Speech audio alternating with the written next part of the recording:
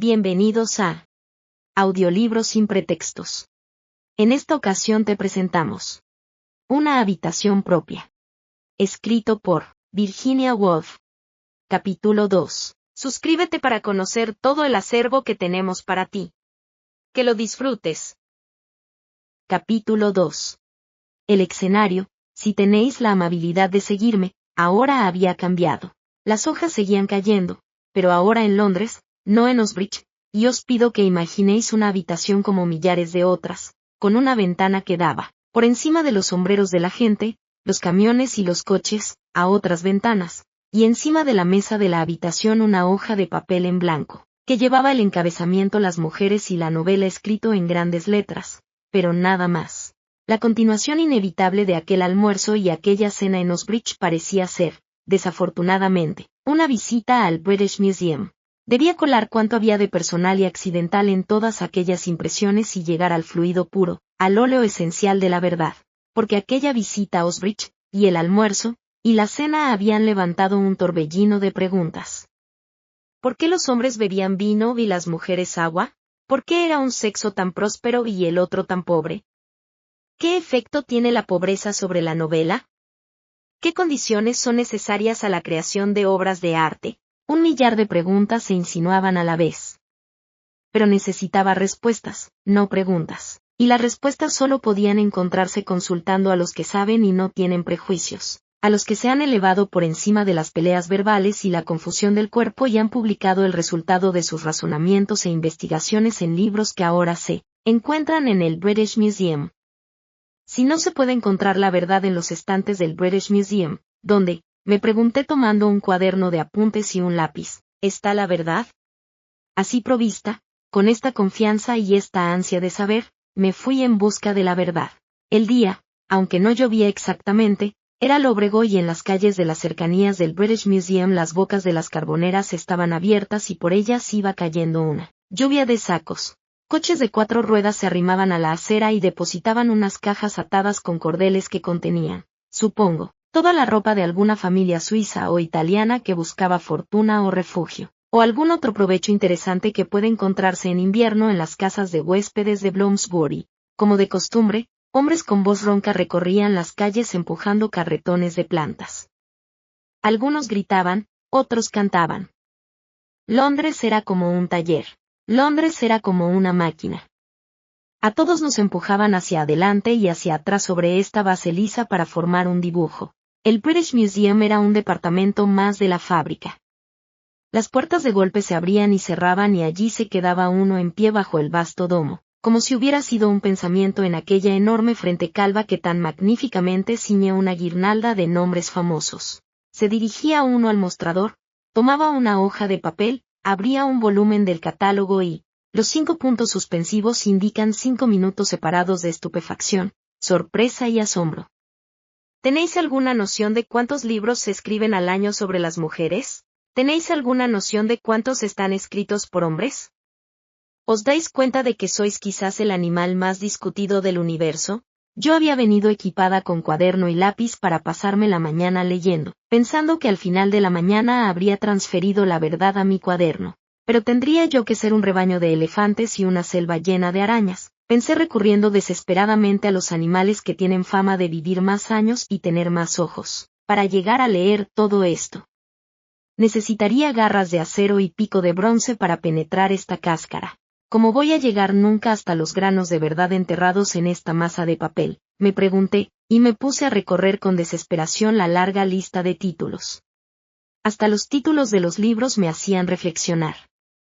Era lógico que la sexualidad y su naturaleza atrajera a médicos y biólogos, pero lo sorprendente y difícil de explicar es que la sexualidad, es decir, las mujeres, también atrae a agradables ensayistas, novelistas de pluma ligera. Muchachos que han hecho una licencia, hombres que no han hecho ninguna licencia, hombres sin más calificación aparente que la de no ser mujeres. Algunos de estos libros eran, superficialmente, frívolos y chistosos, pero, muchos, en cambio, eran serios y proféticos, morales y exhortadores. Bastaba leer los títulos para imaginar a innumerables maestros de escuela, Innumerables clérigos subidos a sus tarimas y púlpitos y hablando con una locuacidad que cedía de mucho la hora usualmente otorgada a discursos sobre este tema. Era un fenómeno extrañísimo y en apariencia, llegada a este punto consulté la letra H, limitado al sexo masculino. Las mujeres no escriben libros sobre los hombres, hecho que no pude evitar acoger con alivio, porque si hubiera tenido que leer primero todo lo que los hombres han escrito sobre las mujeres, luego todo lo que las mujeres hubieran escrito sobre los hombres, el áleo que florece una vez cada 100 años hubiera florecido 2 veces antes de que yo pudiera empezar a escribir. Así es que, haciendo una selección perfectamente arbitraria de una docena de libros, envié mis hojitas de papel a la cesta de alambre y aguardé en mi asiento, entre los demás buscadores del óleo esencial de la verdad. ¿Cuál podía ser pues el motivo de tan curiosa disparidad?, me pregunté, dibujando ruedas de carro en las hojitas de papel provistas por el pagador de impuestos inglés para otros fines. ¿Por qué atraen las mujeres mucho más el interés de los hombres que los hombres el de las mujeres? Parecía un hecho muy curioso y mi mente se entretuvo tratando de imaginar la vida de los hombres que se pasaban el tiempo escribiendo libros sobre las mujeres. Eran viejos o jóvenes, casados o solteros, tenían la nariz roja o una joroba en la espalda. De todos modos, halagaba, vagamente, saberse el objeto de semejante atención, mientras no estuviera enteramente dispensada por cojos e inválidos. Así fui reflexionando hasta que todos estos frívolos pensamientos se vieron interrumpidos por una avalancha de libros que cayó encima del mostrador enfrente de mí. Ahí empezaron mis dificultades. El estudiante que ha aprendido en Oxbridge a investigar sabe, no cabe duda, cómo conducir como buen pastor su pregunta, haciéndole evitar todas las distracciones, hasta que se mete en su respuesta como un cordero en su redil. El estudiante que tenía al lado, por ejemplo, que copiaba asiduamente fragmentos de un manual científico, extraía, estaba segura, pepitas de mineral puro cada 10 minutos más o menos. Así lo indicaban sus pequeños gruñidos de satisfacción. Pero si, por desgracia, no se tiene una formación universitaria, la pregunta, lejos de ser conducida a su redil, brinca de un lado a otro, desordenadamente, como un rebaño asustado perseguido por toda una jauría. Catedráticos, maestros de escuela, sociólogos, sacerdotes, novelistas, ensayistas, periodistas, hombres sin más calificación que la de no ser mujeres persiguieron mi simple y única pregunta, ¿por qué son pobres las mujeres?, hasta que se hubo convertido en 50 preguntas, hasta que las 50 preguntas se precipitaron alocadamente en la corriente y ésta se las llevó. Había garabateado notas en cada hoja de mi cuaderno. Para mostrar mi estado mental, voy a leeros unas cuantas. Encabezaba cada página el sencillo título Las mujeres y la pobreza escrito en mayúsculas, pero lo que seguía venía a ser algo así: condición en la Edad Media de, hábitos de las Islas Fiji, adoradas como diosas por, sentido moral más débil de, idealismo de, mayor rectitud de, habitantes de las islas del sur, edad de la pubertad entre, atractivo de, ofrecidas en sacrificio a, tamaño pequeño del cerebro de, subconsciente más profundo de, menos pelo en el cuerpo de, inferioridad mental, moral y física de, amor a los niños de, vida más larga de, músculos más débiles de, fuerza afectiva de, vanidad de, formación superior de, opinión de Shakespeare sobre, opinión de Lord Birkenhead sobre, opinión del Dean Inge sobre, opinión de la Bruyere sobre, opinión del Dr. Johnson sobre, opinión de M.R. Oscar Browning sobre. Aquí tomé aliento y añadí en el margen: ¿por qué dice Samuel Butler, los hombres sensatos nunca dicen lo que piensan de las mujeres? Los hombres sensatos nunca hablan de otra cosa, por lo visto. Pero, proseguí, reclinándome en mi asiento y mirando el vasto domo donde yo era un pensamiento único, pero acosado ahora por todos lados. Lo triste es que todos los hombres sensatos no opinan lo mismo de las mujeres. Dice Pope, la mayoría de las mujeres carecen de carácter. Y dice la Bruyere, les femmes sont extremes, elles sont meilleures ou pires que les hommes. Una contradicción directa entre dos observadores atentos que eran contemporáneos. ¿Se las puede educar o no? Napoleón pensaba que no. El Dr. Johnson pensaba lo contrario. 8. Los hombres saben que no pueden competir con las mujeres y por tanto escogen a las más débiles o las más ignorantes. Si no pensaran así no temerían que las mujeres llegasen a saber tanto como ellos. En justicia al sexo débil, la honradez más elemental me hace manifestar que, en una conversación posterior, Me dijo que había hablado en serio. Boswell, The Journal of a Tour to the Hebrides. ¿Tienen alma o no la tienen? Algunos salvajes dicen que no tienen ninguna. Otros, al contrario, mantienen que las mujeres son medio divinas y las adoran por este motivo. 9. Algunos sabios sostienen que su inteligencia es más superficial. Otros que su conciencia es más profunda. Goethe las sonó, Mussolini las desprecia. Mirara a uno donde mirara, los hombres pensaban sobre las mujeres y sus pensamientos diferían. Era imposible sacar nada en claro de todo aquello, decidí, echando una mirada de envidia al lector vecino, que hacía limpios resúmenes, a menudo encabezados por una A, una B o una C, en tanto que por mi cuaderno se amotinaban locos garabateos de observaciones contradictorias. Era penoso, era asombroso, era humillante. 9. Los antiguos germanos creían que había algo sagrado en las mujeres y por este motivo las consultaban como oráculos. Fraser, Golden Bough. Se me había escurrido la verdad por entre los dedos. Se había escapado hasta la última gota. De ningún modo me podía ir a casa y pretender hacer una contribución seria al estudio de las mujeres y la novela escribiendo que las mujeres tienen menos pelo en el cuerpo que los hombres o que la edad de la pubertad entre las habitantes de las islas del sur es los 9 años. O era los 90. Hasta mi letra, en su confusión, se había vuelto indescifrable. Era una vergüenza no tener nada más sólido o respetable que decir tras una mañana de trabajo. Y si no podía encontrar la verdad sobre M, así es como, para abreviar, había dado en llamarla, en el pasado, ¿por qué molestarme en indagar sobre M en el futuro? Parecía una pérdida total de tiempo consultar a todos aquellos caballeros especializados en el estudio de la mujer y de su efecto sobre lo que sea, la política, los niños, los sueldos, la moralidad, por numerosos y entendidos que fueran. Mejor dejar sus libros cerrados. Pero mientras meditaba, había ido haciendo, en mi apatía, mi desesperación, un dibujo en la parte de hoja donde, como mi vecino, hubiera debido estar escribiendo una conclusión. Había dibujado una cara, una silueta. Eran la cara y la silueta del profesor Von X entretenido en escribir su obra monumental titulada La inferioridad mental, moral y física del sexo femenino. No era, en mi dibujo, un hombre que hubiera atraído a las mujeres. Era corpulento, tenía una gran mandíbula y, para contrarrestar, ojos muy pequeños, tenía la cara muy roja. Su expresión sugería que trabajaba bajo el efecto de una emoción que le hacía clavar la pluma en el papel, como si hubiera estado aplastando un insecto nocivo mientras escribía, pero cuando lo hubo matado todavía no se dio por satisfecho, tuvo que seguir matándolo, y aún así parecía que darle algún motivo de cólera e irritación. ¿Se trataba quizá de su mujer?, me pregunté mirando el dibujo. ¿Estaría enamorada de un oficial de caballería? ¿Era el oficial de caballería delgado y elegante e iba vestido de astracán? ¿Acaso se había burlado del profesor cuando se hallaba en la cuna? Pensé adoptando la teoría freudiana, ¿alguna chica bonita? Porque ni en la cuna podía haber sido el profesor un niño atractivo. Fuese cual fuese el motivo, el profesor aparecía en mi dibujo muy encolerizado y muy feo, ocupado en escribir su gran obra sobre la inferioridad mental, moral y física de las mujeres. Hacer dibujitos era un modo ocioso de terminar una mañana de trabajo infructuosa. Sin embargo, es a veces en nuestro ocio, nuestros sueños, cuando la verdad sumergida sube a la superficie. Un esfuerzo psicológico muy elemental, al que no puedo dar el digno nombre de psicoanálisis, me mostró, mirando mi cuaderno, que el dibujo del profesor era obra de la cólera. La cólera me había arrebatado el lápiz mientras soñaba. ¿Pero qué hacía allí la cólera? Interés, confusión, diversión, aburrimiento, todas estas emociones se habían ido sucediendo durante el transcurso de la mañana, las podía recordar y nombrar.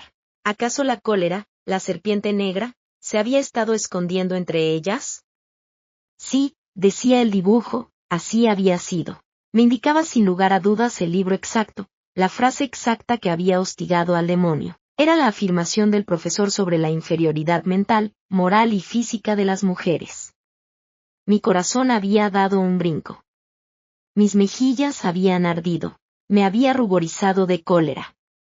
No había nada de particularmente sorprendente en esta reacción, por tonta que fuera. A una no le gusta que le digan que es inferior por naturaleza a un hombrecito. Miré al estudiante que estaba a mi lado, que respira ruidosamente, Yo hace corbata de nudo fijo y lleva 15 días sin afeitarse. Una tiene sus locas vanidades. Es la naturaleza humana, medité, y me puse a dibujar ruedas de carro y círculos sobre la cara del encolerizado profesor, hasta que pareció un arbusto ardiendo o un cometa llameante, en todo caso una imagen sin apariencia o significado humano. Ahora el profesor no era más que un haz de leña que ardía en la cima de Hampstead Heath. Pronto estuvo explicada y eliminada mi propia cólera, pero quedó la curiosidad. ¿Cómo explicar la cólera de los profesores? ¿Por qué estaban furiosos? Porque cuando me puse a analizar la impresión que me habían dejado aquellos libros, me pareció presente en todos un elemento de acaloramiento. Este acaloramiento tomaba formas muy diversas, se expresaba en sátira, en sentimiento, en curiosidad, en reprobación. Pero a menudo había presente otro elemento, que no pude identificar inmediatamente. Cólera, lo llamé, pero era una cólera que se había hecho subterránea y se había mezclado con toda clase de otras emociones. A juzgar por sus extraños efectos, era una cólera disfrazada y compleja, no una cólera simple y declarada. Por algún motivo, todos aquellos libros, pensé pasando revista en la pila que había en el mostrador, no me servían. Carecían de valor científico, quiero decir, aunque desde el punto de vista humano rebosaban cultura, interés, aburrimiento y relataban hechos la mar de curiosos sobre los hábitos de las habitantes de las islas Fiji. Habían sido escritos a la luz roja de la emoción, no bajo la luz blanca de la verdad. Por tanto debía devolverlos al mostrador central y cada uno debía ser restituido a la celdilla que le correspondía en el enorme panal. Cuanto había rescatado de aquella mañana de trabajo era aquel hecho de la cólera. Los profesores, hacía con todos ellos un solo paquete, estaban furiosos. ¿Pero por qué?, me pregunté después de devolver los libros. ¿Por qué?, repetí en pie bajo la columnata, entre las palomas y las canoas prehistóricas. ¿Por qué están furiosos? Y haciéndome esta pregunta me fui despacio en busca de un sitio donde almorzar. ¿Cuál es la verdadera naturaleza de lo que llamo de momento su cólera? Tenía allí un rompecabezas que tardaría en resolver el rato que tardan en servirle a uno en un pequeño restaurante de las cercanías del British Museum. El cliente anterior había dejado en una silla la edición del mediodía del periódico de la noche y, mientras esperaba que me sirvieran, me puse a leer distraídamente los titulares. Un renglón de letras muy grandes iba de una punta a otra de página. Alguien había alcanzado una puntuación muy alta en Sudáfrica. Titulares menores anunciaban que Sir Austin Chamberlain se hallaba en Ginebra. Se había encontrado en una bodega un hacha de cortar carne con cabello humano pegado. El juez X había comentado en el tribunal de divorcios la desvergüenza de las mujeres. Desparramadas por el periódico había otras noticias. Habían descendido a una actriz de cine desde lo alto de un pico de California y la habían suspendido en el aire. Iba a haber niebla. Ni el más fugaz visitante de este planeta que cogiera el periódico, pensé, podría dejar de ver, aun con este testimonio desperdigado, que Inglaterra se hallaba bajo un patriarcado. Nadie en sus 5 sentidos podría dejar de detectar la dominación del profesor. Suyos eran el poder, el dinero y la influencia. Era el propietario del periódico, y su director, y su subdirector. Era el ministro de Asuntos Exteriores y el juez. Era el jugador de cricket. Era el propietario de los caballos de carreras y de los yates. Era el director de la compañía que paga el 200% a sus accionistas. Dejaba millones a sociedades caritativas y colegios que él mismo dirigía. Era él quien suspendía en el aire a la actriz de cine. Él decidiría si el cabello pegado al hacha era humano. Él absolvería o condenaría al asesino. Él le colgaría o le dejaría en libertad. Exceptuando la niebla, parecía controlarlo todo. Y, sin embargo, estaba furioso. Me había indicado que estaba furioso el signo siguiente. Al leer lo que escribía sobre las mujeres, yo no había pensado en lo que decía, sino en él personalmente.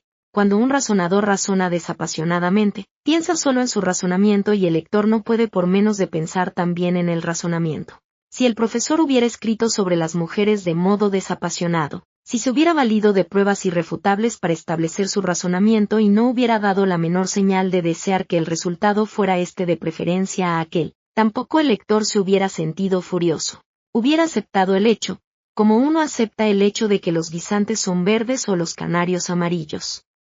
Así sea, hubiera dicho yo, pero me había sentido furiosa porque él estaba furioso. Y, sin embargo, parecía absurdo, pensé hojeando el periódico de la noche, que un hombre con semejante poder estuviese furioso. ¿O acaso la cólera? Me pregunté, es el duendecillo familiar, el ayudante del poder. Los ricos, por ejemplo, a menudo están furiosos porque sospechan que los pobres quieren apoderarse de sus riquezas. Los profesores o patriarcas, para darles un nombre más exacto, quizás estén en parte furiosos por este motivo, pero en parte lo están por otro, que se advierte en la superficie pero de modo menos evidente. Posiblemente, no estaban furiosos, en absoluto. Sin duda, más de uno era en sus relaciones privadas un hombre capaz de admiración, leal, ejemplar. Posiblemente, cuando el profesor insistía con demasiado énfasis sobre la inferioridad de las mujeres, no era la inferioridad de éstas lo que le preocupaba, sino su propia superioridad. Era esto lo que protegía un tanto acaloradamente y con demasiada insistencia, porque para él era una joya del precio más incalculable. Para ambos sexos, y los miré pasar por la acera dándose codazos, la vida es ardua, difícil, una lucha perpetua. Requiere un coraje y una fuerza de gigante. Más que nada, viviendo como vivimos de la ilusión, quizá lo más importante para nosotros sea la confianza en nosotros mismos. Sin esta confianza somos como bebés en la cuna. ¿Y cómo engendrar lo más deprisa posible esta cualidad imponderable y no obstante tan valiosa? Pensando que los demás son inferiores a nosotros. Creyendo que tenemos sobre la demás gente una superioridad innata, ya sea la riqueza, el rango, una nariz recta o un retrato de un abuelo pintado por Romney, porque no tienen fin los patéticos recursos de la imaginación humana. De ahí la enorme importancia que tiene para un patriarca, que debe conquistar, que debe gobernar, el creer que un gran número de personas, la mitad de la especie humana, son por naturaleza inferiores a él. Debe de ser, en realidad, una de las fuentes más importantes de su poder. Pero apliquemos la luz de esta observación a la vida real, pensé. ¿Ayuda acaso a resolver algunos de estos rompecabezas psicológicos que uno anota en el margen de la vida cotidiana? Explica el asombro que sentí el otro día cuando Zeta, el más humano, más modesto de los hombres, al coger un libro de Rebecca West y leer un pasaje, exclamó, esta feminista acabada dice que los hombres son snobs. Esta exclamación que me había sorprendido tanto. ¿Por qué era Miss West una feminista acabada por el simple hecho de hacer una observación posiblemente correcta, aunque poco halagadora, sobre el otro sexo? No era el mero grito de la vanidad herida, era una protesta contra una violación del derecho de Zeta de creer en sí mismo. Durante todos estos siglos, las mujeres han sido espejos dotados del mágico y delicioso poder de reflejar una silueta del hombre de tamaño doble del natural. Sin este poder, la tierra sin duda seguiría siendo pantano y selva. Las glorias de todas nuestras guerras serían desconocidas. Todavía estaríamos grabando la silueta de ciervos en los restos de huesos de cordero y trocando pedernales por pieles de cordero o cualquier adorno sencillo que sedujera nuestro gusto poco sofisticado. Los superhombres y dedos del destino nunca habrían existido. El zar y el Kaiser nunca hubieran llevado coronas o las hubieran perdido. Sea cual fuere su uso en las sociedades civilizadas, los espejos son imprescindibles para toda acción violenta o heroica. Por eso, tanto Napoleón como Mussolini insisten tan marcadamente en la inferioridad de las mujeres, ya que si ellas no fueran inferiores, ellos cesarían de agrandarse. Así queda en parte explicado que a menudo las mujeres sean imprescindibles a los hombres. Y también así se entiende mejor por qué a los hombres les intranquilizan tanto las críticas de las mujeres. ¿Por qué las mujeres no les pueden decir este libro es malo, este cuadro es flojo o lo que sea sin causar mucho más dolor y provocar mucha más cólera de los que causaría y provocaría a un hombre que hiciera la misma crítica? Porque si ellas se ponen a decir la verdad, la imagen del espejo se encoge, la robustez del hombre ante la vida disminuye. ¿Cómo va a emitir juicios, civilizar indígenas, hacer leyes, escribir libros, vestirse de etiqueta y hacer discursos en los banquetes y a la hora del desayuno y de la cena no puede verse a sí mismo por lo menos de tamaño doble de lo que es? Así meditaba yo, desmigajando mi pan y revolviendo el café, y mirando de vez en cuando a la gente que pasaba por la calle. La imagen del espejo tiene una importancia suprema, porque carga la vitalidad, estimula el sistema nervioso. Suprimidla y puede que el hombre muera, como el adicto a las drogas privado de cocaína. La mitad de las personas que pasan por la acera, pensé mirando por la ventana, Se van a trabajar bajo el sortilegio de esta ilusión. Se ponen el sombrero y el abrigo por la mañana bajo sus agradables rayos. Empiezan el día llenas de confianza, fortalecidas, creyendo su presencia deseada en la merienda de Miss Smith.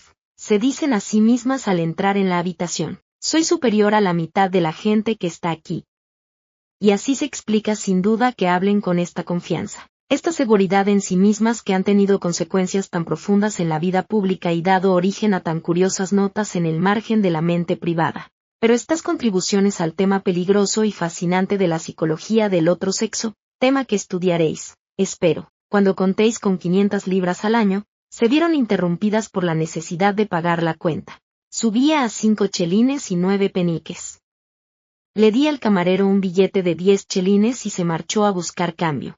Había otro billete de 10 chelines en mi monedero, lo observé, porque este poder que tiene mi monedero de producir automáticamente billetes de 10 chelines es algo que todavía me quita la respiración. Lo abro y allí están.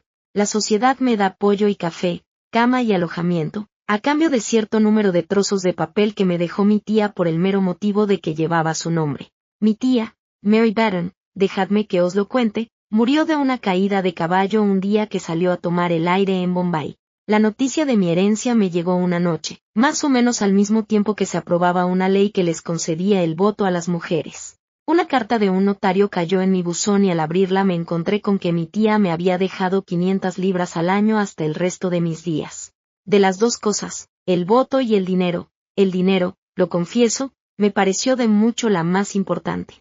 Hasta entonces me había ganado la vida mendigando trabajillos en los periódicos, informando sobre una exposición de asnos o una boda. Había ganado algunas libras escribiendo sobres, leyendo a ratos para viejas señoras, haciendo flores artificiales, enseñando el alfabeto a niños pequeños en un kindergarten. Estas eran las principales ocupaciones permitidas a las mujeres antes de 1918. No necesito, creo, describir en detalle la dureza de esta clase de trabajo, pues quizá conozcáis a mujeres que lo han hecho, ni la dificultad de vivir del dinero así ganado, pues quizá lo hayáis intentado. Pero lo que sigo recordando como un yugo peor que estas dos cosas es el veneno del miedo y de la amargura que estos días me trajeron.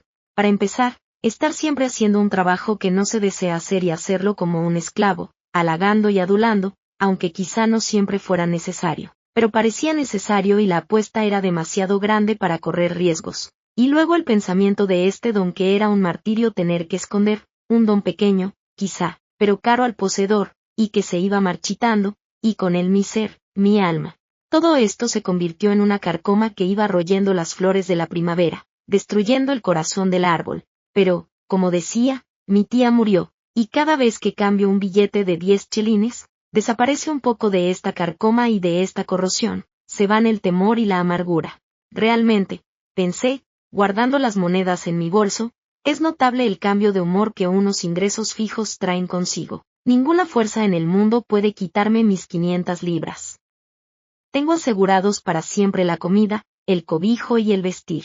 Por tanto, no solo cesan el esforzarse y el luchar, sino también el odio y la amargura.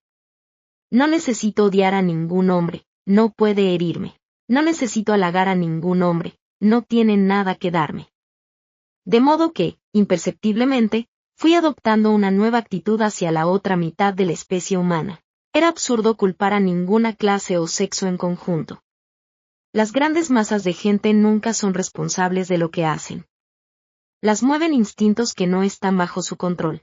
También ellos, los patriarcas, los profesores, tenían que combatir un sinfín de dificultades, tropezaban con terribles escollos. Su educación había sido, bajo algunos aspectos, tan deficiente como la mía propia.